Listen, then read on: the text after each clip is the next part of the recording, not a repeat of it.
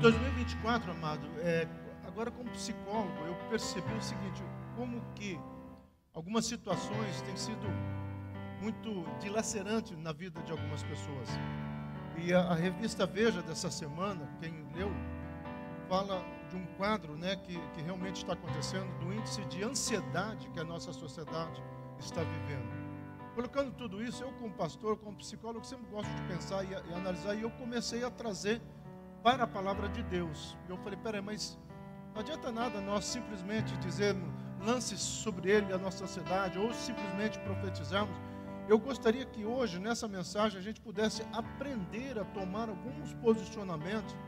E não adianta a gente ficar profetizando, ano de 2025 vai ser uma bênção, porque esse triunfalismo mesclado com esse ufanismo, isso me chateia. Por quê? Porque tem muitas pessoas frustradas e se frustram com esse culto de agora Deus vai fazer, Deus está fazendo, e as pessoas acreditam. E a minha pergunta é, aonde está errado? No caso, eu estou errado, vocês estão errados, a palavra de Deus está errada. E eu comecei a perceber tudo isso, e durante essa semana mesmo, eu comecei a estudar esse personagem que nós vamos estudar, e nós vamos fazer uma coisa aqui bem diferente. Primeiro, nós vamos falar sobre esse cidadão do capítulo Marcos 5, tá? Se você quiser deixar a Bíblia aberta, pode deixar, mas nós não vamos ler todo o texto. E nós vamos falar de cada conflito da alma dele. E depois nós vamos reverter esse conflito com a armadura que Paulo fala em Efésios.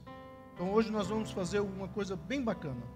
Nós vamos juntar tudo que a palavra de Deus fala e vamos sair daqui. Depois nós vamos ministrar na vida de vocês. Eu tentarei ser bem objetivo, porque eu quero que os intercessores venham aqui na frente orar por cada um de vocês, porque nós queremos profetizar. Antes de entrar na mensagem, guarde isso no coração, meu amado. Não é mais um culto, é um culto. Cada culto é um culto. Cada culto tem uma agenda no mundo espiritual. Ou nós acreditamos nessa questão tão falada na teologia sistemática, da onisciência de Deus, do controle de Deus, ou nós sempre vamos cair em efeitos especiais, nós sempre vamos cair nessa coisa que vai nos complicar. Eu posso continuar, né? Amém. Eu quero ler esse texto com vocês. Pode ficar sentado mesmo, porque todo o princípio do ministério de Jesus está no livro de Isaías. Eu digo para os meus alunos de hermenêutica o seguinte: se você quer conhecer o pensamento do apóstolo Paulo, você deveria ler o livro de Isaías junto com o livro de Deuteronômio. E aí você vai conseguir entender as cartas paulinas. Falando em cartas paulinas, né, conversando com o pastor Jussê, nós vamos no mês de fevereiro em diante, até alguns meses, né, nós vamos pregar sobre as cartas da prisão. De manhã eu estarei pregando e o Jussê também. O que são as cartas da prisão? São aquelas cartas do finalzinho do ministério de Paulo, tá? Quando Paulo atinge vamos usar o que o Russell Shedd escreveu, né? Uma maturidade espiritual, e essa carta tem tudo a ver, essas cartas, Efésios, Colossenses, Gálatas, Filipenses, tem tudo a ver conosco. Então, tudo isso, meu amado, é o pensamento de Paulo. Agora, esse versículo aqui, o Espírito do Senhor Deus está sobre mim, porque o Senhor tem me ungido para pregar as boas novas ao pobre. Para quem não sabe, uma coisa que muito bonita aconteceu, primeira vez que Jesus leu esse texto. Nós precisamos entender, na cultura judaica, todo judeu que completasse 30 anos de idade, no dia ou na semana do seu aniversário, ele teria o privilégio de subir no altar ou no lugar que o sacerdote lia a Bíblia, tá? E era pergaminhos, tá? E como eram muitos livros, eram sorteados o livro que ia ser colocado naquele dia. Então, no dia que Jesus foi ler, mera coincidência espiritual, sabemos que não, ele lê exatamente esse texto. E quem já leu nos evangelhos, ele lê na primeira pessoa: eu vim para libertar, o Espírito do Senhor está sobre mim.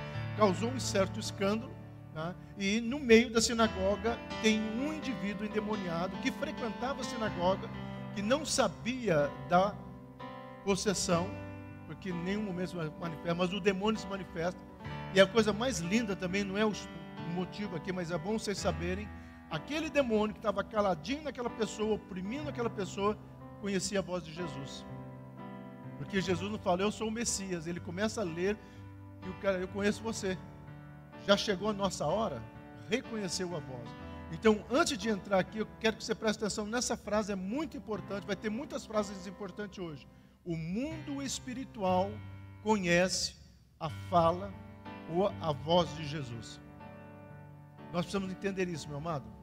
Então, quando nós falamos, está ligado no nome de Jesus, ou eu declaro no nome de Jesus, pode ser que às vezes são coisas que nem você esteja acreditando, ou talvez seja apenas falar da boca para fora, mas no mundo espiritual, se tem legalidade, o mundo espiritual conhece a fala de Jesus. E há duas palavras que nós vamos destacar na vida do gadareno, que é a palavra dilacerado. Nós não vamos estudá-la no hebraico, porque é uma palavra de uma pessoa que foi machucada. A etimologia dessa palavra é alguém que foi machucado. E aqui talvez, e é interessante que aqui não está falando da pessoa cheia de demônios. Esse texto de Isaías está falando, ó, ele também veio, não apenas para trazer a salvação, mas ele também veio para curar as pessoas que estão com seus corações dilacerados. Meu amado, como psicólogo eu tenho uma frase que eu sempre falo para os meus pacientes: sentimento não é alimento. O alimento você põe para dentro, o próprio organismo põe para fora. Sentimento não. Sentimento você vive aquela emoção, um estresse aqui, uma raiva ali, um desapontamento ali, uma frustração ali. Se você não lidar, literalmente aprender a falar com seus botões. Sábado agora eu dei uma palestra numa academia, muitos alunos estavam lá, e eu falei exatamente isso, sobre a necessidade de nós entendermos quem nós somos e conversarmos às vezes conosco mesmo. O que está acontecendo aqui? Por que isso aqui me chateia? Tá? Se nós não fizermos isso, nosso coração vai sendo dilacerado. Cativos. O que é cativos? Aqui presta muita atenção, meu amado. Nós, no meio evangélico, principalmente o pessoal de batalha espiritual, confundiu muito essa questão.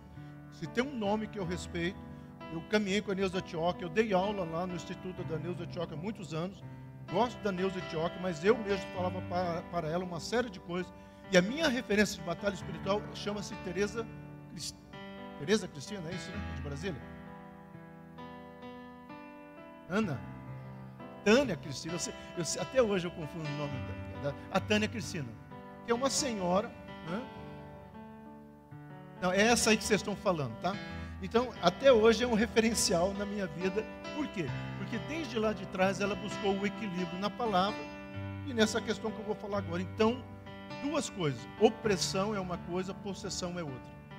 Meu amado, não tem como... mas tem um livro chamado Porcos na Sala. Não tem como um cristão que vive a palavra de Deus, que busca a palavra de Deus, que tem uma vida de oração, ser possesso. Mas então, por que às vezes eu enfrento essa situação, enfrento aquela outra situação? Opressão. Isso é cativo. Essa palavra no hebraico é alguém que foi enlaçado. Então, a partir daqui nós vamos começar a caminhar. O Evangelho de João começa lá, João Batista, não o que escreveu, dizendo: eis aquele que o Guilherme pregou, aquele que é o Cordeiro que tira o pecado do mundo. Mas João vai apresentar, aí o evangelista, o Senhor Jesus como sendo aquele que veio para cumprir esse versículo. Já o Evangelho de Marcos, ele vai trazer esse versículo de uma forma mais prática. Tanto é que quando Marcos vai falar, Marcos é um junto com Lucas, tá? Mas Marcos ganha, é um dos que mais falam da questão de libertação, de quebra, vamos chamar esse termo agora, de quebra de maldições, que talvez nós possamos colocar. Na mensagem, está assim: o Espírito do Eterno, do Senhor, está sobre mim, porque o Eterno me ungiu, me enviou para pregar as boas novas aos pobres, curar os de coração partido. A gente acha que coração partido é só desilusão amorosa, né, meu amigo? Não é. No hebraico é alguém que foi dilacerado. Sinônimo de amar não é sofrer. Tá? Anunciar liberdade aos cativos e perdão a todos os prisioneiros. E agora nós entramos aqui. Para isto se manifestou o Filho de Deus, para destruir as obras do diabo. Meu amado, Jesus Cristo se manifestou e nós podemos dizer que ele tem dois segmentos. O primeiro é aquilo que eu e você entendemos que ele veio mostrar o reino, tanto é que ele fala, é chegado, a primeira palavra que ele fala é chegado o reino dos céus. Paulo, lá em Romanos 14, vai definir o que é reino dos céus: justiça, paz e alegria. É como se Jesus começasse assim, ó, primeira vez que ele vai falar, ele fala assim, olha, agora chegou a justiça, a paz e a alegria. E a primeira condição que ele coloca é: humilhai-vos, sejam humildes. A palavra no grego, a palavra humo, significa olhe para você mesmo, olhe os seus pecados, reconheça as suas limitações e reconheça a sua dependência de Deus. O reino de Deus começa a se manifestar a partir daí. O reino de Deus não se manifesta na liturgia da igreja. O reino de Deus se manifesta quando eu e você entendemos o que é justiça e o que é justiça. Por mais que você fale, mas eu não sou um pecador. Existe o pecadão e pecadinho. Não existe isso. Eu e você herdamos o fogo eterno. Não tem como negar isso. Mas a partir de Jesus Cristo, nós entendemos. E, pastor, mas eu quero que você entenda isso. O sacrifício de Jesus é a justiça, aquilo que foi pregado no domingo pelo Guilherme. É a justificação dos meus pecados. Justiça, paz. O que é paz? É você caminhar em estabilidade. O Senhor quer o meu sucesso profissional, meu sucesso relacional. Deus espera e deseja isso. Se Ele não desejasse isso, Ele não mostrar tantos versículos na palavra de Deus falando sobre bênçãos e bênçãos na área financeira, na área relacional. Sua família será bendita, bendito serás ao entrar, bendito serás ao sair. Tudo isso é paz. A palavra no hebraico shalom e a palavra no grego eirene significa estabilidade. Deus quer trazer estabilidade. Deus não quer que nós sejamos aquelas pessoas, eu estou matando um leão por dia, eu estou apagando incêndio, eu estou dando murro em pontas de faca. Não é isso que Deus quer. Isso não quer dizer que nós vamos ser livres das nossas lutas, das nossas dificuldades. Isso significa que essa paz vai dizer, eu sei quem é o meu Deus, maior aquele que está em mim. É aquilo que Davi olha para o gigante e pergunta, cara, como é que você vai enfrentar isso aí? Olha, eu sei de uma coisa. Eu estava cuidando do rebanho, veio o leão e eu matei, veio o urso eu matei, no nome do Senhor eu vou despedaçar. E ele escreve o Salmo 118, dizendo, no nome do Senhor eu despedacei. Então, isso é paz. E o que é alegria? Essa palavra alegria no grego, que é usado por Paulo, é a palavra charis. Ela significa existencialmente, eu tenho sentido. É isso que os coaching estão falando, é isso que as linhas relacionais estão falando. Qual que é o teu propósito? Qual que é o teu sentido? Tá? Viktor Frankl é um autor que eu amo muito e ele vai dizer uma frase seguinte: todos nós precisamos encontrar o sentido da nossa vida. Tá? E as áreas humanas pegou essa frase e bombardeou. Só que lá atrás, quando Jesus estipula em Gênesis 3,15, que o Filho de Deus viria para esmagar a cabeça da serpente, que simbolizando destruir todas as obras de Satanás, ali já começa a profecia dizendo, Deus vai trazer sentido. Por isso que ele sempre fala, eu trago vida e vida em abundância, zoe, tone, zoe, ou seja, vida que te traz sentido, vida que te traz um referencial. Então é isso que o Filho do Homem veio fazer, a salvação, mas veio também trazer essa libertação de opressão. Aí opressão onde? Aí nós vamos estudar o Gadareno. Meu amado, eu brinco com essa frase, né? São tantas emoções, tá? Mas são tantas emoções que nós vivemos. São situações, às vezes, que você sai de casa, é no ponto de ônibus, é no trânsito ali na Rondon, ou em qualquer outro lugar, frustrações, decepções, mágoas, são tantos sentimentos, né, que nós estamos vivendo no dia a dia. Se nós não tivermos um equilíbrio, uma estabilidade, nós não sabemos nosso sentido da nossa vida, quem é o Senhor em nós, que os anjos do Senhor estão ao nosso redor, meu amado, a gente entra numa fobia, no medo existencial. Eu não estou dizendo aqui para você dormir com a porta aberta, eu estou dizendo da sua casa, né? Mas eu estou dizendo você chegar no momento de entender o que é o Senhor Jesus Cristo na minha vida e na sua vida, senão nós seremos meros frequentadores de igreja. Nós seremos meros frequentadores de igreja. E às vezes, meu amado, entendo bem o que eu vou falar, e não é uma palavra de alguém frustrado. Eu prefiro ter uma igreja, eu sei o limite de pessoas que um pastor pode pastorear e tirar e ligar, como é que você está, né? Estou sentindo falta. E às vezes nós estamos vivendo hoje aquilo que eu já preguei, não vou entrar porque não é a mensagem, mas só colocar isso, uma questão da produtividade em massa, né? A igreja está crescendo, abriu uma igreja agora de tantos mil membros. Meu amado, hoje à tarde tive uma reunião aqui com algumas pessoas ligadas a uma estrutura, e sabe o que eu falei? Eu falei assim, olha, não esqueça a real situação da igreja ou finalidade da igreja, que é curar. Não é o painel LED, nem a estrutura, é curar. Então, a partir daqui, vamos entrar aqui. E eles chegaram ao outro lado, Marcos capítulo 5. Do outro lado, por quê? Se você for ler o capítulo 4, meu amado, eles tinham passado por uma experiência tremenda. Então, às vezes, depois de uma experiência tremenda de autoridade, por que de autoridade? Até então, Jesus ele tinha feito alguns milagres, já tinha ressuscitado, ele já tinha curado. Então, o que essa experiência do capítulo 4 foi tão tremenda na vida dos discípulos? Porque até então Jesus não tinha dado um comando à natureza. Ele acalma a tempestade, ele dá um comando para a natureza. Até então, na cultura grega, principalmente havia Poseidon que mandava no mar, ou Netuno dos romanos, havia no mar, e de repente esse Senhor fala, acalma-te mar. E eles ficaram espantados. Então ali, daquele eles começam a entender que este homem, Jesus, que caminhava com ele, porque por mais que eles vivenciaram, toda a transformação é um processo, meu amado. Eles estavam com Jesus, por que eles não tentaram impedir o sacrifício de Jesus? Porque eles mesmos ficaram na dúvida, tudo bem. E quando Jesus falou que iria ressuscitar, por que eles não acamparam em frente ao sepulcro? Então, todo o processo de salvação, ele é individual. Então, não queira ser super mágicos. Então, quando o Senhor fala exatamente isso aqui, ele dá aquela experiência para esse discípulo, aí ele chega para esse lugar, vai nesse encontro. Notícia boa. Única vez que Jesus vai nessa cidade. E aí, meu amado, tem um versículo em João capítulo 4, versículo 4, que diz o seguinte: era necessário passar por Samaria no trajeto. Mentira, geograficamente, onde Jesus estava na Judéia, era só ter ido reto, que ele está indo para Jerusalém. Então, por que era necessário passar por Samaria? João capítulo 4 tem o caso da mulher samaritana. Então, aonde que eu quero chegar? Jesus vai aqui, como vai lá naquele poço em Samaria, atrás de uma pessoa. Jesus entra nessa cidade por causa de uma pessoa. Jesus trabalha no valor da nossa e da sua individualidade. Sim, Jesus pode mover os céus pela minha vida, pela sua vida.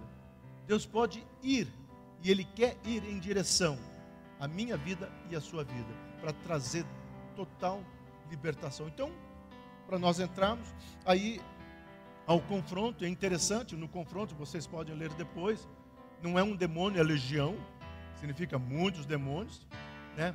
E Jesus dá um comando e pula nos porcos, os porcos se jogam no precipício. Aquele povo dava mais valor aos porcos do que aconteceu com aquele jovem. E aí é o quadro. Então, o que acontece? E aí nós vamos começar a entender. Primeira situação desse indivíduo, meu amado, e que aí nós vamos começar a orar, tá? Vivia nos cemitérios, pois era o lugar que refletia seu coração e seus sentimentos mortos. Sabe o que estava acontecendo com esse jovem, meu amado? Havia morte no coração dele. Havia morte no coração dele. A família não estava lá, ninguém estava lá.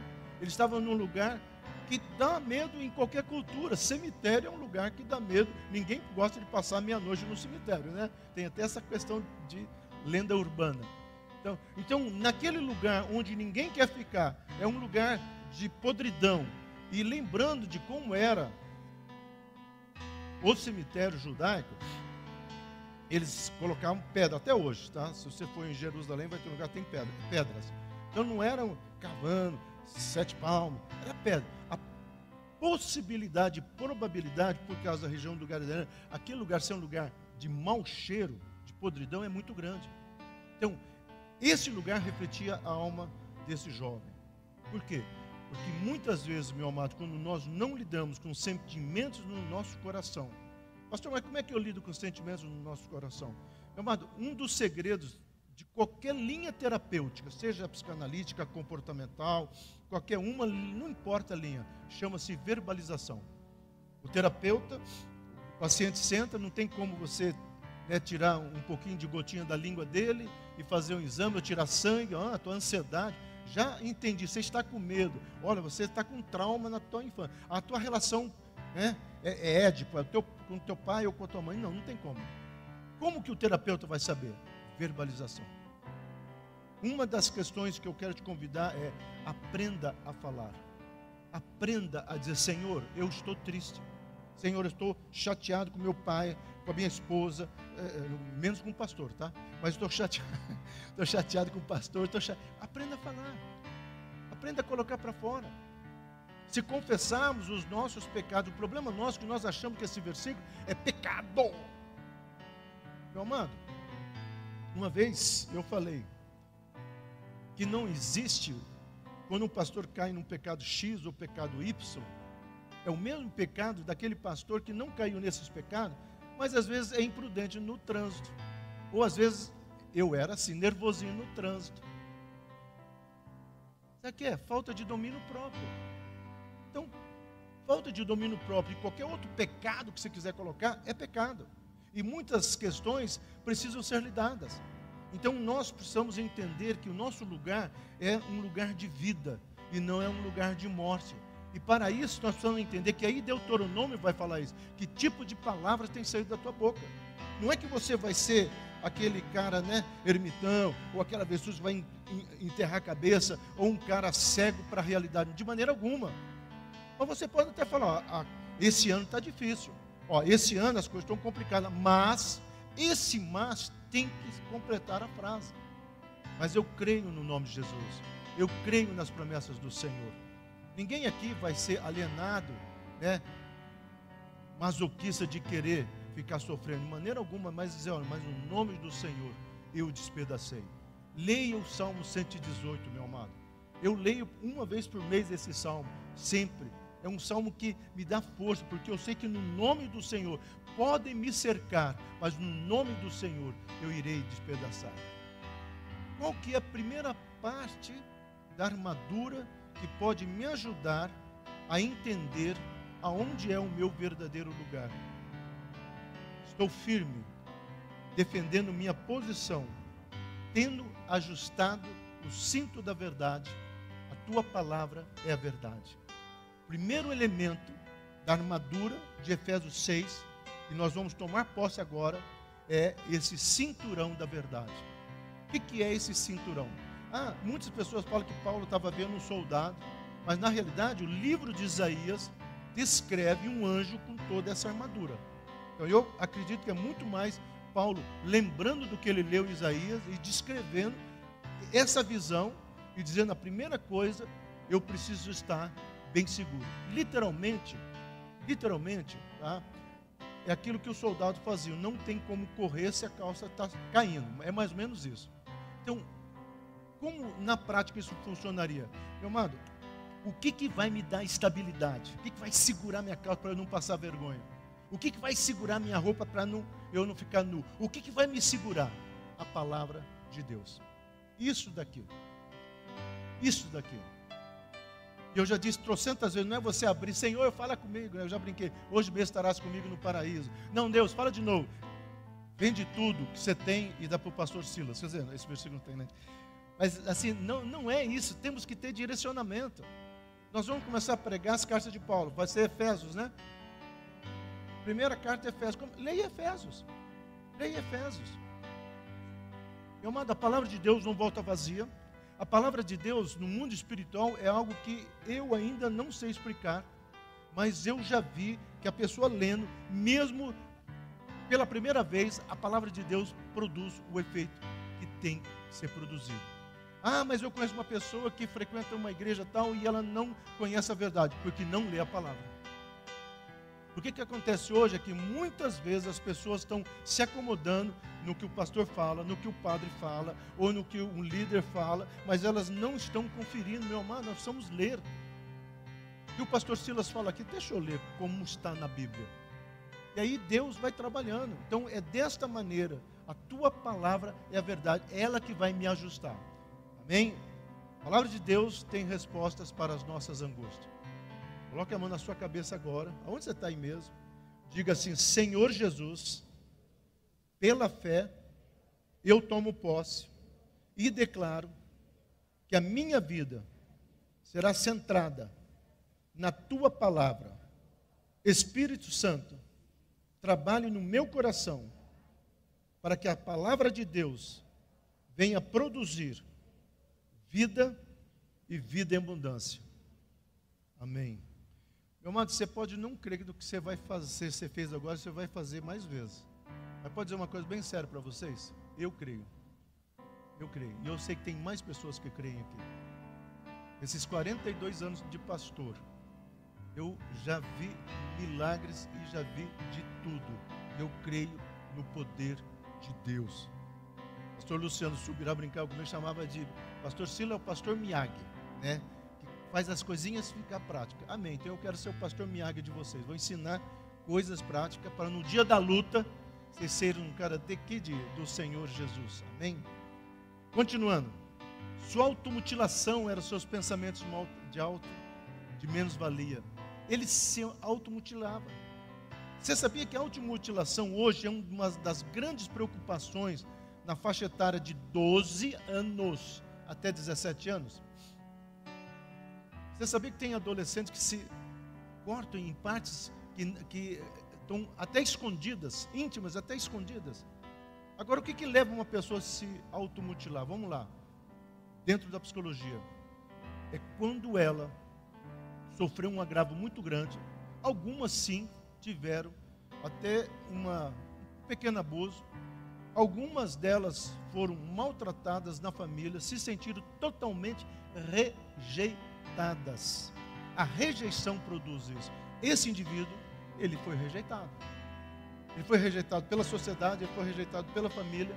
Tanto é que quando acontece a libertação, ninguém abraçou ele para dizer, rapaz, olha o que esse homem de Nazaré, eles não conheciam Jesus ainda, mas esse homem de Nazaré fez. Olha o que esse profeta fez. Olha o que esse cara fez. Seja bem-vindo, você está de volta. Porque ele toma consciência. Ele toma consciência do que ele estava e ele fica preocupado até com a própria nudez. Vai ver o texto de Marcos. Então, muitas vezes, nós praticamos automutilação. Ah, pastor, eu nunca me cortei. Quando a pessoa se sabota, quando a pessoa fica chorando, quando a pessoa, diante de uma situação, ela começa a ter pensamento, não vai dar certo, deu certo para um, mas não vai dar certo para mim. Aquela pessoa que vai fazer um teste já achando que vai fracassar. Meu amado, pensamentos de automutilações pega várias áreas. Mas, pastor, como que eu combato isso? Põe a couraça da justiça, integridade, pois estou em Cristo e o inimigo não tem reivindicações sobre mim, nenhuma condenação há sobre mim. Presta atenção aqui, nós vamos orar depois. Temos valor, não somos insignificantes. Sabe como que nós vencemos todas as feridas da alma? Por mais que o diabo fale que você é um lixo, que você é isto, que você é aquilo, é você saber quem é você em Cristo Jesus. Quem é você em Cristo Jesus? Meu amado, eu aprendi a minha caminhada. Eu não gosto de contar muito da minha vida, mas esse pastor aqui já abriu uma casa de recuperação em Curitiba. Está lá. Nós não tínhamos nada. Ah, pastor, está ligado? Não, eu não tenho nada. Para quem não sabe, eu me abrindo aqui, esse imóvel eu ganhei para mim. Eu aceitei? De maneira alguma. De maneira alguma. E eu falei para quem estava, não, ou dá para a igreja ou eu não pego. Não esse aqui, o valor dos terrenos que nós geramos isso aqui, porque o meu sonho sempre foi aqui. Mesmo assim, meu amado, eu já sofri tantas calúnias. Às vezes as pessoas entram no meu consultório e veem, nossa, pastor, quanto diploma que o senhor tem aqui? Porque já falaram que eu não era psicólogo, já falaram tudo, mas aonde que eu quero chegar? Esse pastor aqui já fez uma banda de rock. Eu tocava no Teatro Tuque, heavy metal. 12 pessoas se converteram. Aí eu montei uma barraquinha na Praça Rui Barbosa, 48 jovens se converteram. Aí eu montei uma turma para escalar um pico do Marumbi para evangelizar os alpinistas. 2 se converteram. Quando eu estava agora, na última vez que eu fui lá na igreja do pastor Luciano Subirá, uma pessoa veio falar comigo, que é o que eu mais conto a experiência dele. que ele era gótico, ele vivia com esse cara no cemitério Água Verde. E eu dei uma Bíblia para ele. E sabe o que aconteceu? Ele começou a rasgar para fumar, já contei isso, né? Baseado, fazer baseado. E eu fiquei indignado. Aí de madrugada eu falei, Deus, queima o próximo baseado. Sabe o que Deus falou? Eu mandei o meu profeta comer. Deixe ele fumar a minha palavra. Ok, a palavra é tua. E um dia ele apareceu lá na Avenida Iguaçu, onde era o QG, comecinho da Monte Hebron.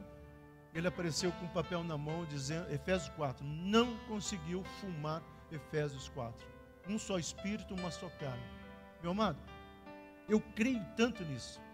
E eu trabalho nessa casa de recuperação, tinha pessoas insignificantes que saíram e são pastores. Nós montamos uma casa para mulheres, prostitutas, nós íamos pegando, você quer sair dessa vida, nós te damos amparo. 18 garotas saíram. 2 são esposas de pastores. Insignificante, um passado insignificante. Não são esposas de pastores hoje, tá, gente? Na época elas não eram, né? Insignificante para a sociedade, mas não para Deus. Você não é insignificante. Você pensa que para mim, ser pastor, eu tive um passado, eu mexi com coisa ruim antes de me converter. E quando eu fui fazer a primeira entrevista, gago, eu era muito mais gago do que sou hoje. Não saiu nada. Mas eu escrevi, quero ser pastor. E o gago, eu segurei o negócio, eu quero ser pastor. E o cara deu risada. E no dia da minha formatura, que eu preguei, ele me abraçou e ele falou uma frase que eu carrego até hoje. Você é gago, mas o Espírito Santo que eu te usou hoje não é gago. Vem, coloca a mão na sua cabeça, diga assim, Senhor Jesus, eu declaro e quero crer e tomar posse que eu não sou insignificante. Eu tenho um valor. O Senhor me amou. O Senhor me buscou.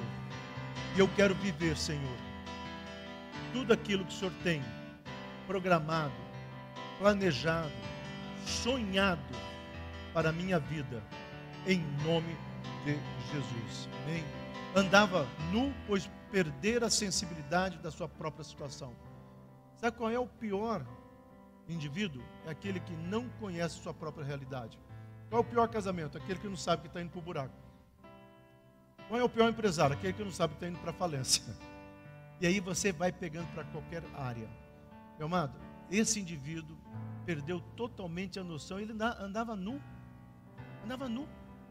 Ele nem sabia mais o que era dignidade e não dignidade. Deus te abençoe, Estherzinha. Eu estava preocupado. Deus te abençoe nos estudos. Dá nome à benção, né? Moça bonita desse jeito. A dignidade, amado, é talvez uma das questões mais sérias da nossa relação na sociedade. Dignidade. Porque a dignidade vai fazer eu lutar por valores altos. E aí o meu caráter vai ser formado. Nós precisamos aprender o que é dignidade. Calço os meus pés na preparação para enfrentar o inimigo com firme estabilidade e agilidade e a prontidão produzida pelas boas novas do Evangelho da paz. Bem, sandálias, e que nós temos aqui, andar com honra, estabilidade e dignidade. Põe a sua mão na sua cabeça, vai botar muito hoje, vai desmanchar o penteado. Diga assim, Senhor, eu quero andar com honra nessa cidade. Eu quero andar com estabilidade em todas as áreas. E acima de tudo, eu quero andar com dignidade. Para isso eu tomo posse de Isaías 45, onde eu sei que o Senhor vai na minha frente, abrindo as portas fechadas, criando uma nova estrada, para que eu possa andar e conquistar os tesouros que o Senhor tem para a minha vida, em nome de Jesus. Gadareno preferiu viver sozinho, pois essa é a realidade da sua alma. Quantas pessoas não se isolam? E todas elas têm. Eu me decepcionei com minha família, com relacionamento, com igreja, se isolam. Meu amado, É uma frase que Deus disse lá no Jardim do Éden, e nós achamos que é só para uma questão homem e mulher, mas não é. É bom que o homem não viva só.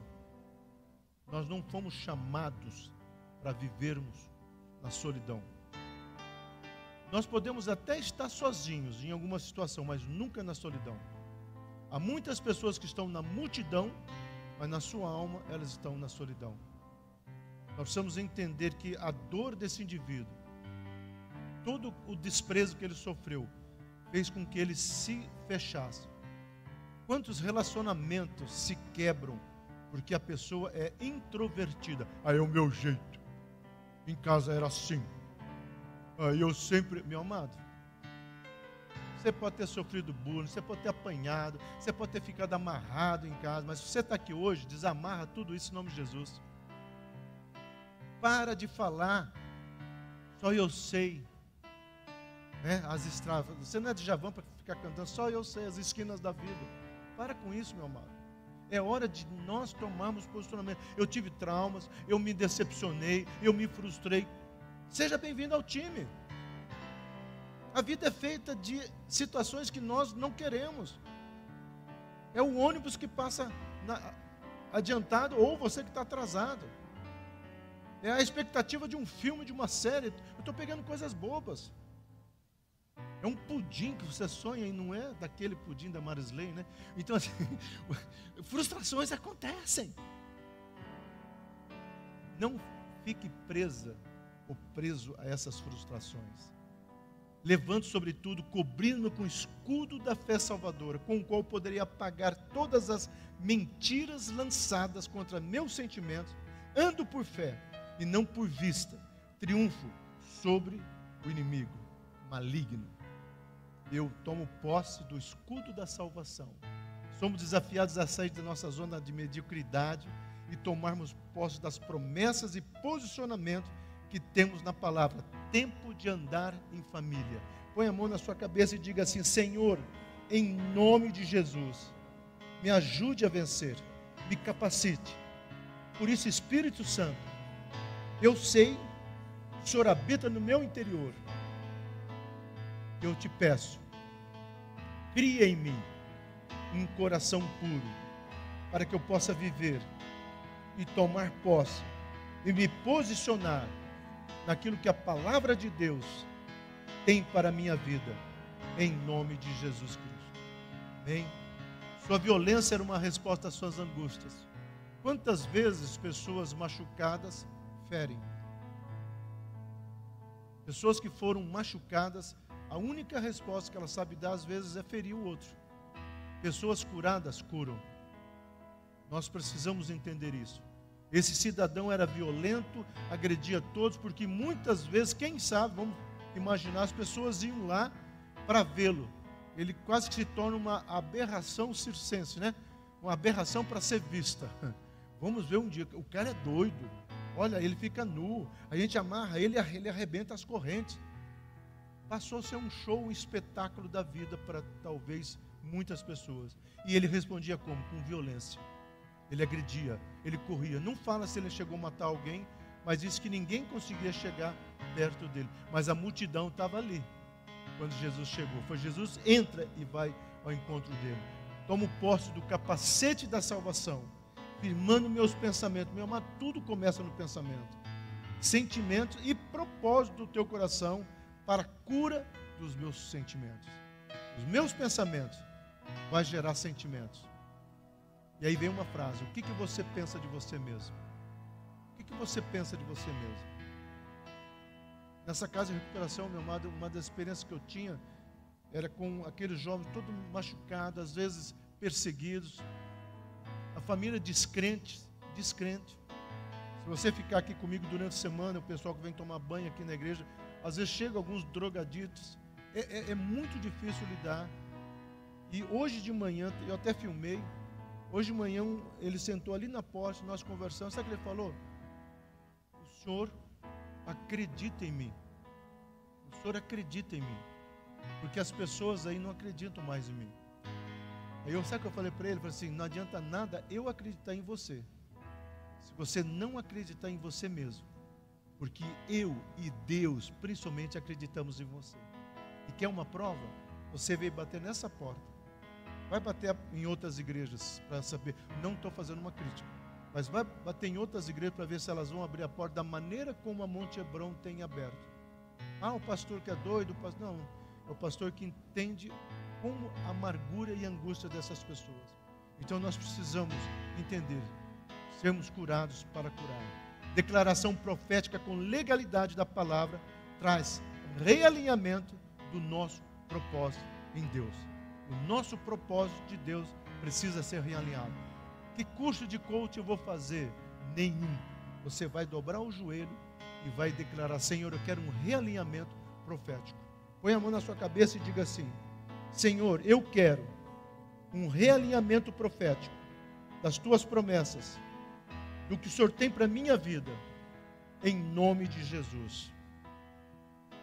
Meu amado, não é apenas teatrinho, tá? Eu orei e eu creio no que está acontecendo aqui hoje. Ah, pastor, eu só estou repetindo o que o senhor está mandando. Em nome de Jesus, você vai ver a diferença. Sua agonia era de dia e de noite, não encontrava descanso para sua alma. Você já pensou nisso? O cara era um zumbi gospel. Gospel não, demônio. Era um demônio, um zumbi, o cara não dormia.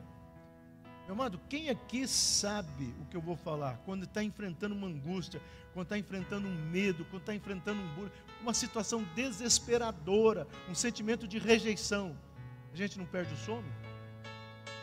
A gente perde o sono. E às vezes levanta para beber, ou às vezes levanta para fazer outras coisas, ou levanta para chutar o pau da barraca, porque a angústia faz isso. Mas veja só qual é o elemento. Tomo tua palavra, que é a espada do Espírito, representada pela Bíblia. Pela confissão dos meus lábios, despedaço as setas inimigas. Pela tua palavra e no sangue do Cordeiro eu sou um vencedor.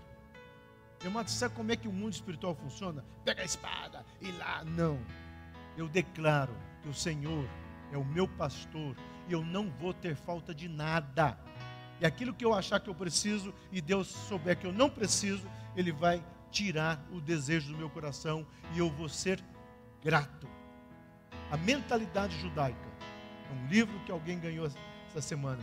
Um dos capítulos fala que a mentalidade judaica fala sobre gratidão. Gratidão. É isso que eu e você precisamos ter. Veja o final daqui, meu amado. Todavia Jesus não permitiu, mas disse-lhe: vai para casa, para os teus amigos, e anuncia-lhe quão grandes coisas o Senhor te fez e teve compaixão de ti. Põe a mão na sua cabeça e fala: Senhor, eu declaro que todas as palavras que eu repeti, mas pela fé, elas estão escritas no mundo espiritual e elas serão lançadas todos os dias sobre a minha vida, em nome de Jesus.